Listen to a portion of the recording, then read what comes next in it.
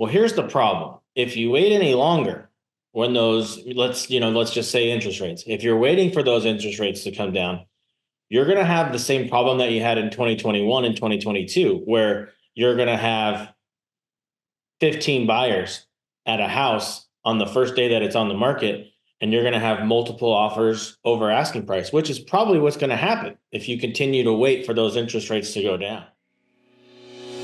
Welcome to the No Excuse Pro podcast, your weekly dose of motivation and actionable advice. If you're a realtor, financial planner, business owner, or anyone who's tired of making excuses and ready to take your success to the next level, you've come to the right place. Join your host, Kevin Brierton, each week as he chats with industry leaders who are going beyond the excuses to achieve their goals. So no excuses accepted. Let's get started. Hey, Nick. Hey, thanks so much for joining me on the No Excuse Pro podcast. Started this about a year ago. And the reason why I started this was really I want to interview No Excuse Pros that break through the excuses to take on whatever business or challenge they're taking on. Anything from financial advisors, realtors, small business owners, medium-sized business owners is really what we focus on. So I wanted to have you on here. We were talking a little bit last week, and I wanted to have you on to share your story, your view of running your businesses, because you run multiple businesses. So tell us a little bit about what you do and what businesses are you in? Hi. Back in 2019, I got my real estate license. So I, wanted to do something different and started that, and it's been awesome. Really enjoying it. So that was the main business. And then back in 2022, I wanted to have a little side business that I didn't have to be completely hands-on with, but just something else that I enjoyed. So I did start a landscaping business. So those are the two businesses that I currently have. So tell us, Nick, what's the one thing that's made a difference in your success? I think just enjoying what I do. I think when you enjoy what you do, I think it leads to success. I think that's probably the number one thing that I believe in is if you're not passionate about what you do, I don't think you can be completely successful. So tell me a little bit more about that. What does enjoyment mean to you? Just enjoying what you do, being happy, looking forward to going to work and looking forward to helping people. Looking forward to seeing the outcome, whether it's helping someone buy a house or with the landscaping side, is it seeing what they had envisioned in their mind come to life in their backyard or in their front yard, and just enjoy being in that space. So for me, I just that's basically what it is. Yeah. So seeing the outcome of something, is that right? Correct. Yep. Yeah. So what's the problem you're trying to solve in your field right now? What's the problem you're seeing that clients are having, and what are you trying to solve right now for them? I think the biggest issue right now, with two sides of it, with buyers, obviously the biggest issue right now is the interest rates and trying to get past that. And a lot of my clients, they're kind of in that range between, that $500,000 and $1 million range, where if they're trying to lateral from one house to the next, maybe it's not even a bigger house. Maybe it's just something newer, but their mortgage is maybe double in some cases if they're not able to kind of get some help with the interest rate. So for the buyers, it's definitely the interest rate. And for the sellers, there's not a lot of buyers out there right now. So there's a lot of competition on the market. There's a lot of homes out there. It seems like, the only thing moving really fast right now is either the really, really nice houses or the really, really good deals. So those are probably the two struggles in the real estate industry right now. So how are you kind of overcoming those obstacles for your clients? And, tell me a time when you actually overcame those obstacles, and how did that make you feel? And how did the client make them feel as well?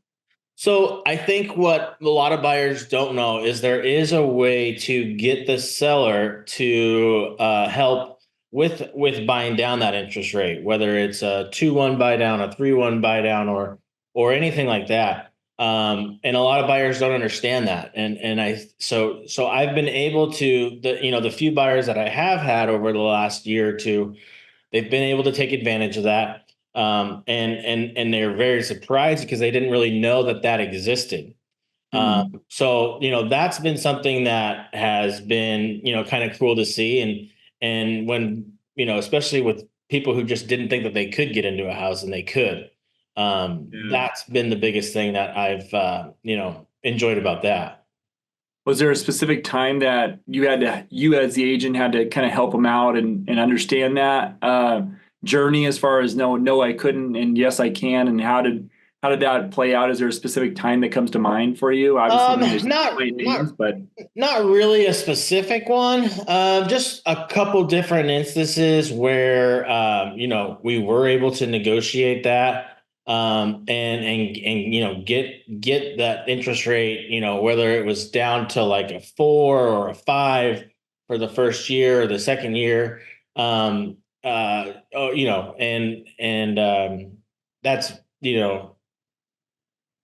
I'm losing my train of thought here. No, and I think that's really good. I mean, I think what I'm trying to do is go a little, deeper, right? So a lot of times we go surface level with this stuff, and I'm trying to go, a little deeper on it to help out listeners, whether it's other professionals or clients. I mean, the reality is I just had a pre-purchase consultation yesterday, and actually a couple of them, two come to mind. One, a client was like, "Hey, he hasn't bought for 5 years." I first talked to him maybe 6 or 7 years ago, actually now, probably about 6 years ago. And before this was like 2018, they were stuck on, "I don't want to buy a house without a pool." Okay, right? And that was like they're fixated on, "I don't want to buy a house without a pool." So they decided to rent at that time because of what they can qualify for, and they didn't get the house. They couldn't get the house and the pool that they wanted at the exact price.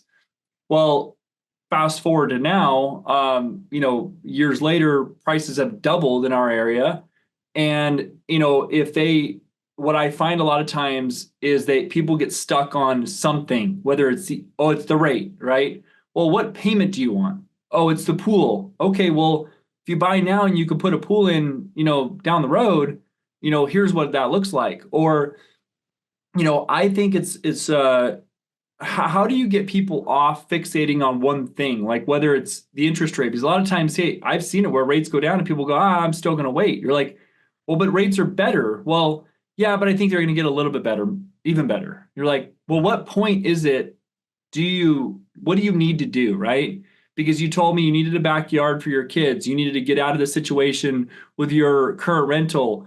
You needed to do this and this and this. And now you're fixated on interest rate. So or a pool or whatever it is, right? So how do you help people overcome the piece that they're fixated on that's really not the driving factor of why they want to buy a house?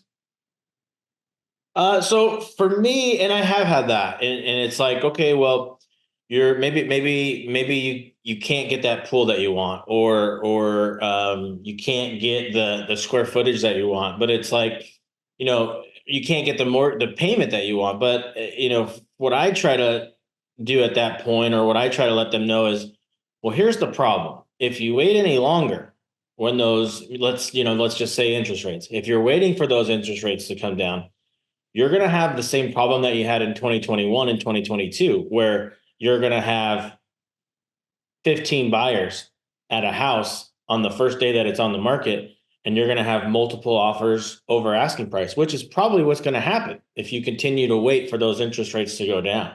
So, my suggestion to buyers has been, deal with that bad interest rate right now. And it's going to suck for a little bit, but you know what? It's going to suck a lot more if you wait a year or two and that house is $30,000, $40,000, $50,000 more than it is today, which is likely that probably will happen. Because we've seen it. We saw it in 2020, 2021. We saw that happen. So that's my advice.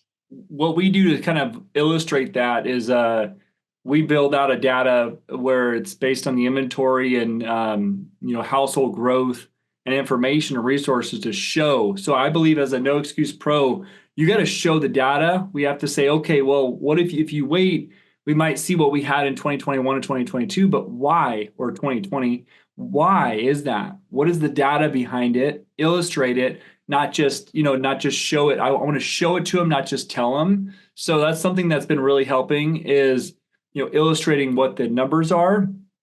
So I kind of want to shift over to some strategies and things you're doing. But what are two resources that you think like, man, if it weren't for those resources, I wouldn't be here today? I think for sure, my wife is number one. And obvious, and then maybe my kids or even my parents, watching them, they've worked so hard for, as long as I can remember. And that work ethic kind of stuck with me. They did pretty well. So, we got to take all the vacations and had good holidays and had good Christmases. So I wanted, when I started having kids and stuff like that, I wanted the same thing and I wanted to provide the same thing. So that's a big driving force for me. When I met my wife like 7 years ago, I was in my, late 20s and just kind of having fun. I was still living with my mom. I was, didn't have much thing, I was basically, it was work during the week and go play during the weekend and do it all over again. And it was like paycheck to paycheck. And, my wife, when I met her, I started dating her, and that she was kind of the big force to get me to like, get it together and, and get something going. Isn't that funny how that works, right? Yeah. That's what you want. You want somebody to help you make you better. Yeah. And that's great to hear. I mean, having a rock there and a partner to support you and is really, really important. So does she, just curious, does she work with you or help you with the business at all or just at the house? Or I shouldn't say just at the house because my wife does a ton with the house as well. So, but does she work with you at all in the business? So she actually is a pretty good referral partner. Actually, she doesn't work in the real estate field. Her family actually, a couple of them are realtors. One of them, they have their own brokerage. So she has a pretty good, understanding of it all. But she's a registered nurse, newly, and she also owns a salon. So she sends me a lot, actually a lot of business from the salon. They're almost like a bartender. They talk to You know everybody. what? I've found that salons are great, massage places are great, and um, great resource, great referral. So anybody listening out there, definitely make sure you build a strong bond with your hairstylist or barber, because I think that's a really, really good one. And it comes down to just being a referral source and a resource to help people. And I think that when you enjoy helping people, it makes it a lot easier, and they could feel that when you're going in there, and obviously they're getting to know you. So I think that's great. So great resources. I haven't actually heard family and your spouse as a great resource. So I think that's overlooked, though. I think that's awesome. And I really appreciate you sharing that. I think that's a really, really good thing because I feel like your spouse needs to be there, kind of the biggest cheerleader, but also support mechanism because they're there for the highs and lows. And something that I would say, I've learned over the years is don't rely so much on just coming home and throwing up on them on everything that's challenging for the day. And, that also could be challenging. It's like having some sort of filter and thinking about what went well that day first, and then maybe talking about some other challenging things. Is there anything that you have as far as like a way to kind of filter out some of maybe the negativity in business overall to make sure we don't come home and throw up on our spouses of what maybe had went wrong that day? Is there anything that you do specifically? Uh, Honestly, that's probably what I need to get better at. Whether, sometimes it's when something's going bad in one business, I'll focus on the other one. And and try to, work through it, just stay busy with it. But, sometimes going to the gym helps with that, and trying to get a good workout takes your mind off of it. Or just diving in with the kids and spending some time with them. Yeah. Kind of takes And I my, think awareness is key though. Just being aware of it, and having, different things you can kind of, change your mindset on. So if you can change anything about your typical day, week, month, like what would that be and why is that important to you? it actually is important to me. I would change my schedule and how because so basically, I get up, get breakfast made for the kids, get them ready to go, and then get them to school. So I would like to change, my routine between dropping them off and picking them up, and be a little bit more on a routine, whether it be go right to the gym or get this done right away and have a schedule, because I get sidetracked so easy where I'll focus on this thing and I'll forget about this. And then my wife comes home. She's like, well, did you do this today? And I completely forgot. So I think I need to kind of do better at pre-planning my days, maybe the night before or first thing that morning, to make sure I get everything done. Yeah. Instead of just focusing on what I think is the most important thing, because I do get sidetracked so easy. Yeah, and I think it's easy to do. I'll share with you what I've done for a long time. I use a book called Win by Noon. Great company, and they what I'll do is sit down every Sunday and plan out the week. So I'll just build out the week and I'll actually write it out. Yeah, there's all technology, and I actually use other technology too.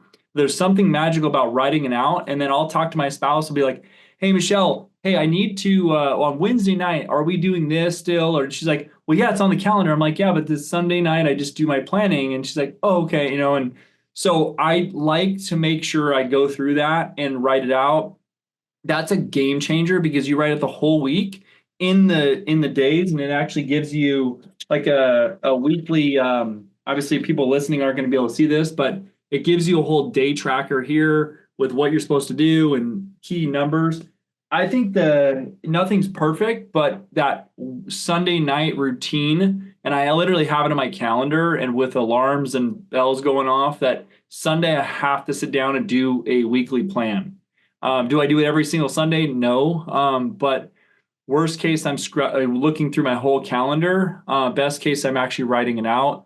Writing it out is better than just reviewing the digital calendar. There's something about it. Write it in pencil if you think you need to change things. That's okay too. There's a lot of coaches that talk about writing it in pencil so you can change things and you're not so locked into something. But that's a game changer. And then what happens is sometimes you realize how much white space you have in there, and you're like, what did I do last week? I was crazy. I feel like I was super busy.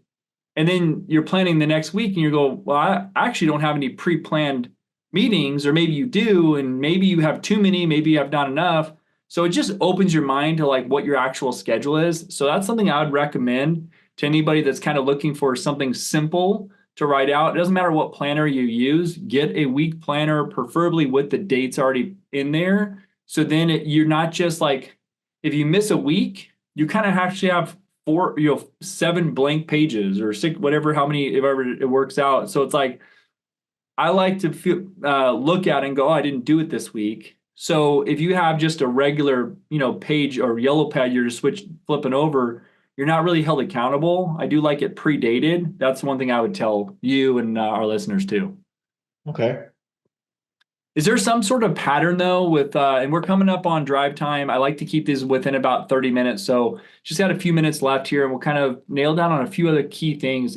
Is there a pattern for success or a formula of becoming successful that you've seen, or you've crossed paths with your success or others? I have seen, a pattern just with me personally, like when I am focused on a routine, where I can honestly, it kind of starts with like my health. Like if I can stay on a good diet, stay active in the gym. I feel like I do better everywhere with the kids, with my wife, with work. I think I'm more focused all the way around. So I think when I start taking care of myself better is when I do better. Everything else kind of falls into place. Yeah. That's what I've noticed, anyways.